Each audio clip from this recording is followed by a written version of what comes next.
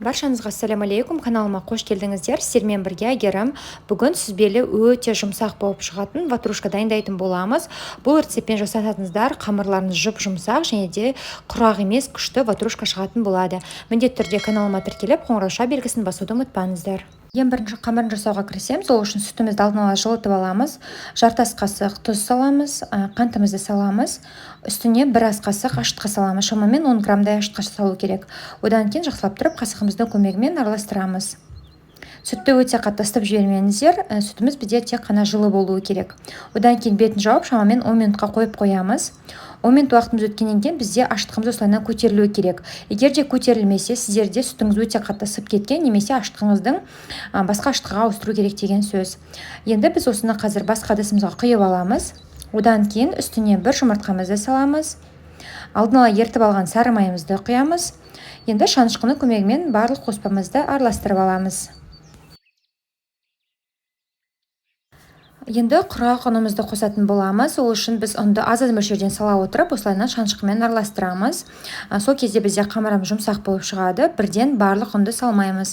Одан кейін шанышқымен араластыруға келмеген кезде осылайынан қолымыздың көмегімен қамырымызды елеп алатын боламыз. Менде осы ватрушканы жасауға шамамен 500 граммдай ұн кетті. Ұн сіздердің ұныңыздың сортына байланысты. Шамамен 500-550 грамм шамасында қосасыздар.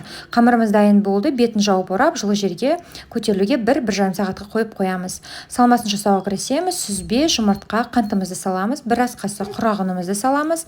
Енді қазір блендердің көмегімен жақсылап тұрып барлығын езетін боламыз. Егер сіздерде блендер болмаса, ұсақталған ұсақ сүзбені алып, дүкеннің шанышқының көмегімен де араластырып алсаңыздар болады. Міне бізде осындай масса пайда болды. Менде қамырым шамамен 1,5 сағаттай уақыт өтті. Бізде қамырымыз 2 есе көтерілуі керек. Қараңыздар, осындай жұп-жұмсақ болып шығады. Енді сәл құрағын себеміз, ұнымызды аламыз. Одан кейін осы ұнның ортасынан теңге бөлеміз. Одан кейін әр бөлігін ұзынша қылып жасап, әр бөлігін шамамен 7-8 кесім жасаймыз, бөліктер жасаймыз яғни. Енді біз әр бөлігін осылайынан дөңгелек қылып жинақтаймыз ортасына қарай. Жинақтап алғаннан кейін қазір теріс жағын аударып, міне осылай қолымыздың көмегімен дөңгелек форма шығуы үшін осылайынан міне айналдырып шығамыз. Қазір сіздерге көрсетемін. Міне осындай дөңгелек болуы керек. Тура осы әдіс бойынша барлық қамырымызды жасап шығамыз. Менде барлығы шамамен 15 дана ватрушка шықты.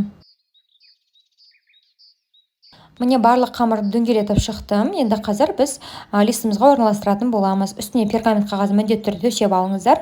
Одан кейін міне осылайынан булочкаларымызды орналастырып шығамыз. Міндетті түрде араларын ашық қылып қалдырыңыздар, себебі бізде қазір қамырымыз көтеріледі, аралар жабысып қалмауы керек. Енді сіздерге міне осындай бокал керек болады, немесе стаканның түбінде қолдансаңыздар болады. Осылайынан ортаңғы жақ бөлігін басамыз. Одан кейін қолымыздың көмегімен сәл шеттерін осылай дұрыстап шығамыз. Тура осылайынан барлық қамырларға жасап шығамыз.